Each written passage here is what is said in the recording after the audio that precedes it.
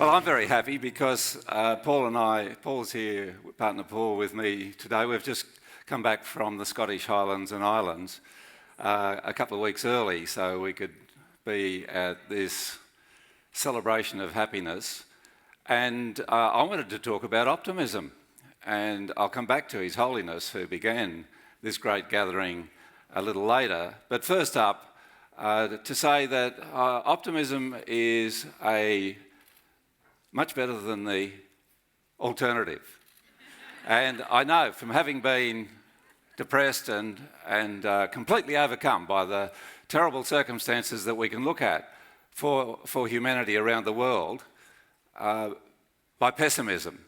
And that leads to depression, of course. And it's a reasonable response to what's going on negatively amongst 7.3 billion people now on the planet. And Bertrand Russell had it summed up, I think, when he said, the trouble with the world, this is 70 years ago he's saying this, the trouble with the world is that the stupid are cocksure and the intelligent are full of self-doubt. Well, I've got a message for the intelligent. Get over it.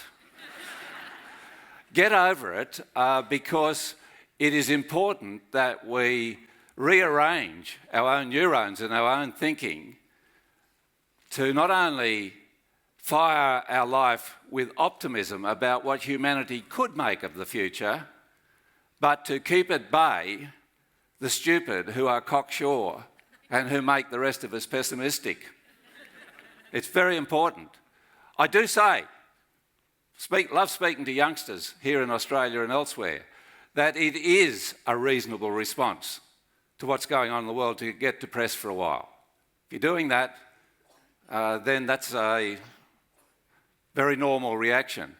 But ultimately, we have to put our problems on the shelf, the problems that we can't fix on the shelf, and get on with being active about the ones that we can do something about. We are on this beautiful little planet. So far as we know, the only one amongst hundreds of billions, according to scientists these days, in the universe which sustains life, which sustains intelligence, and which sustains our ability to change circumstances. We have taken over guardianship of the biosphere upon which we totally depend. This little planet that cradled us and nurtured us to what we are, to thinking, purposeful human beings who can choose compassion and love for each other or destruction and hate. That formula, that option has been there since the Big Bang 13.8 billion years ago, and we know that because we've got it here today. It's a reality. And the question is how we're going to handle it. And the real challenge to us Australians, the wealthiest people on the planet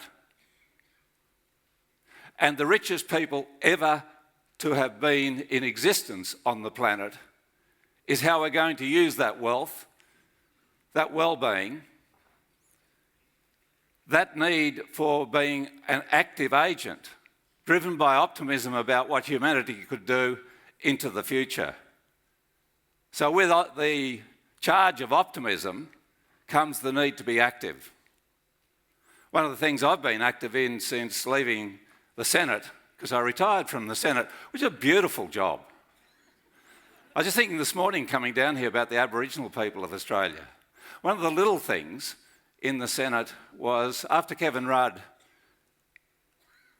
paid an apology on behalf of us all to the stolen generation of Aboriginal people, they brought in recognition of the Aboriginal people, of elders past and present of the Canberra region at the beginning of the parliamentary sessions, House and Senate.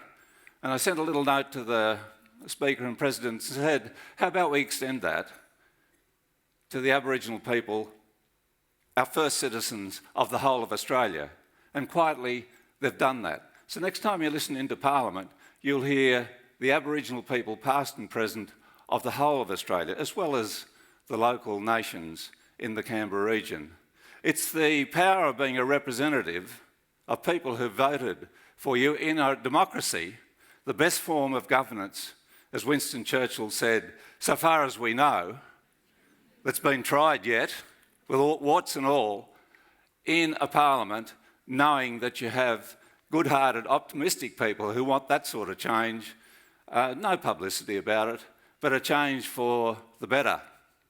One of the things that this foundation that Candu just spoke about, I've established, this Bob Brown Foundation, it's not a superannuation fund, it's for active, dynamic, optimistic people who want to ensure that coming generations enjoy an environment every bit as good as the one we have now as part of their right in their lifetime, is campaigning to save the largest temperate rainforest and the richest Aboriginal heritage sites on coastal Australia, the Tarkan Wilderness of northwest Tasmania, threatened by mining. They're logging it now, and other impacts. It should be World Heritage, should be National Park. And here is a little video about how inspiring this country, this piece of our country is, and how it needs us all to be part of the campaign to ensure it gets the protection so that future Australians, not least first Australians, can enjoy its human and natural heritage into the future. A short film about the Tarkan.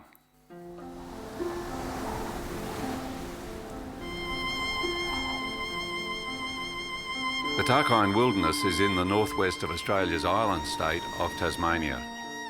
While unknown to many Australians, in 2013 the Tarkan was honoured by CNN Travel in the United States as #1 on its list of the top 10 remote places on the planet. Named after the Tarkina people who lived along its coastline for thousands of years before European dispossession, the Tarkine is rich in Aboriginal heritage. This includes the sites of huts, like this one on a scenic coastal knoll, ancient engravings like these on shoreline boulders, and numerous stone implements. Even older is the Tarkine's natural heritage. This is the global stronghold of rare and endangered species like the Tasmanian devil, the spotted-tailed quoll, the world's largest freshwater crayfish, and Tasmania's wedge-tailed eagle. These giant eagles have a wingspan of up to 3 metres. The Tarkine's coastline is blasted by the roaring 40 winds, which bring it the cleanest air on Earth, and in winter, waves 5 stories high, which pound the rocky outcrops. In summer, the Tarkine's beaches are patterned by the amber waters of rivulets, which drain the buttongrass plains further inland. Further east, in the ancestral lands of the Tomagini people, is Australia's largest temperate rainforest. This ancient rainforest decks the mountainsides as well as the Tarkine's pristine, west-flowing rivers. In 2004, the Howard government put an end to logging here. Then, in 2013, the Australian Heritage Council advised the Gillard government to protect the whole of the Tarkine by placing it on the list of Australia's national heritage. But Environment Minister Tony Burke rejected this advice and opened 96% of the Tarkine, including most of its rainforest, to mining exploration. Burke then gave his go-ahead for a first open cut mine in the Tarkine's so-called protected area. The mining company plans to gouge a hole more than 1 kilometre across and 250 metres deep. There are 55 other applications for mineral exploration, including in the rainforest heartland. The Tarkine should be protected for its obvious World Heritage values. One powerful thing stands between that World Heritage listing and the mining trash bag for the Tarkine, and that is public opinion. You can help. Write to your federal MP, donate to the Save the Tarkine campaign, or better still, visit the Tarkine yourself. Go for a walk, photograph a waterfall, enjoy a cruise, or simply relax in the Tarkine Wilderness Lodge before taking a morning stroll in the rainforest. Because to go to the Tarkine is to want to save it. And together, we can. Thank you. Ladies and gentlemen, in 1982, a new government swept to power in Tasmania with a mandate to build the Franklin Dam. All three newspapers in Tasmania were pro-dam. Both houses of parliament and both political parties, because there were only two, backed the dam. The unions did. So did big business and the Chamber of Commerce. And at that time, all the churches but one were silent. And it seemed that there was no way in which the Franklin could be saved. In fact, I'd stood on a ticket of saving the Franklin in that election and got trounced. So it looked very bleak. And a mother came up to me as we stood under the walnut tree at Ura at Liffey in central Tasmania to discuss what to do, and said, "Bob, you have no right to continue this campaign. You're leading youngsters who are giving up all their time and hopes and wishes into despair by saying we still should fight for no dams to save the Franklin."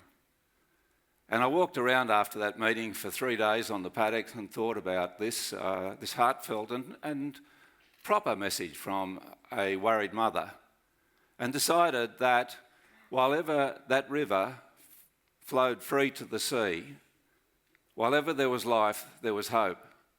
And 18 months later, following a change of policy at a national conference in Canberra by the Labor Party and a change of government in March 1983 by voters across Australia, motivated as much by the issue of the Franklin as any other issue of the day. It changed hundreds of thousands of votes because people had seen the beauty of this river on the now colour televisions in their living rooms, and changed the government, and the Hawke government came in. Bob Hawke, on the night of that election, March the 5th, said the dam in Tasmania will not go ahead, but there was a High Court challenge, and on July the 1st that year, by 4 judgments to 3, the High Court of this country ruled that the federal government had the power to stop the dam, which was underway and had already $70 million spent on it. The Franklin River is now rated by Outside Magazine in the United States as the world's greatest whitewater rafting adventure, that with World Expeditions. It's a mainstay of jobs and economic well-being on the depressed west coast of Tasmania, not least the little town divided by the campaign of Strawn. And it's one of the international draw cards which has brought more than 1 million visitors from interstate and overseas into Tasmania, motivated number one by the attractiveness of wilderness, of which the Franklin is the centre in Tasmania. So not only an environmental win there, but an economic and employment win, and one that's going to bring joy to millions of people into the future, even though so few comparatively take on the 10-day trip down that great wild river with its platypuses, its eagles, its waterfalls and its canyons. And it's a demonstrable example of how, had pessimism overtaken when things look so bad, instead of optimism, the result would have been so different. A series of lifeless dams exuding greenhouse gases from the rotting vegetation underneath, and only 32 jobs, and those in Hobart provided, and a tourism industry bereft of its greatest asset in Western Tasmania. I use that to rally my friends in Tasmania about the plight of the Tarkine. But if there's one other great example of this, it's His Holiness the Dalai Lama. I met him yesterday at lunch at the airport. He was there with Bill Cruz, that great Christian from here in Sydney. The two of them were bantering each other about Bill Cruz saying to the Dalai Lama he's really a Christian, and the Dalai Lama saying to Bill Cruz, you're really a Buddhist.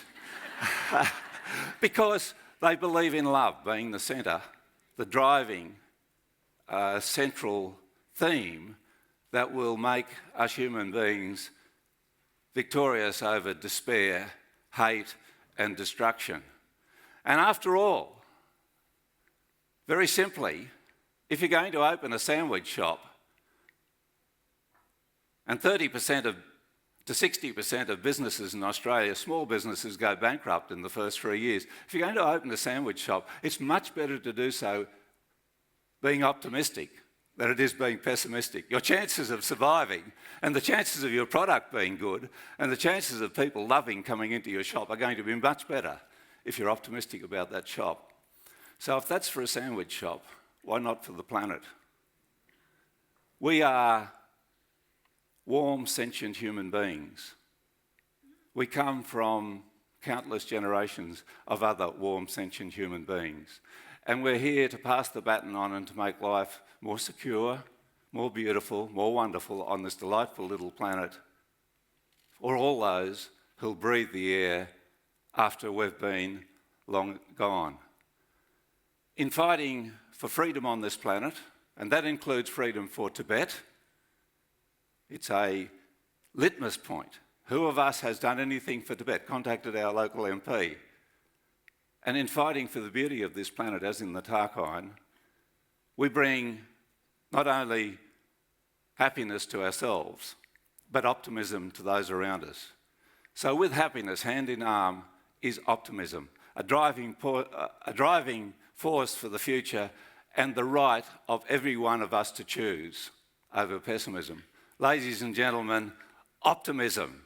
Take it, grab it, hold it, and be led forward with a smile on your face, because optimism works. Thank you.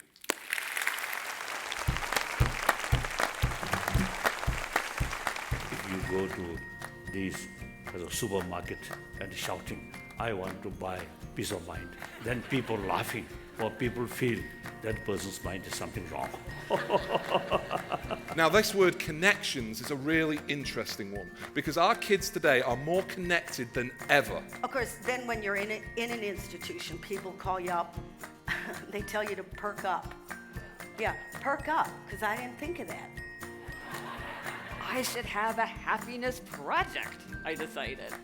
As soon as I have some free time, I'm going to do that.